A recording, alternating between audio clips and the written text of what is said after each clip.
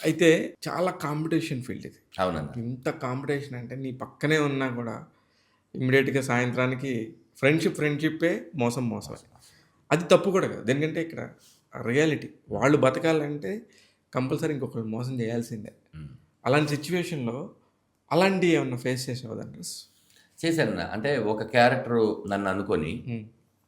రేపొద్దున నేను లేను అని వచ్చినప్పుడు ఆ ఆర్టిస్ట్‌కి ఫోన్ చేసి అడిగేవాడిని. ఆ! అన్నా సడెన్‌గా ఎలా మారుతది? హ్మ్. అంటే ఆ ఆర్టిస్ట్ ఒక మాట అన్నాడు. అది కూడా నాకు చాలా నచ్చింది. హ్మ్. నిన్ననుకున్నారు. హ్మ్. నేనెళ్ళాను. హ్మ్. నా టాలెంట్‌ని చూపిచ్చాను. హ్మ్. నీకన్నా నా టాలెంట్ వాళ్ళకి నచ్చి నాకిచ్చారు. అది నా టాలెంట్ కదన్నా! అది మోసం ఎలా అవుతది? ఆ! కరెక్టే. మంచిగా అన్నాడు. అది రియాలిటీ. నేనప్పుడు నమ్మాను. అంటే ఈ 'దానే దానే పే కానే వాలా నామ్ లిఖే రెతే' అవును. అలాగా నీది కానిది ఖచ్చితంగా ఎప్పటికి నీది కాదు. నీదయింది ఎవడు లాక్కెళ్ళలేడు. అలా రామం రాగం నాకే రాస్తుంది. నేనే చేయగలిగాను. కరెక్ట్.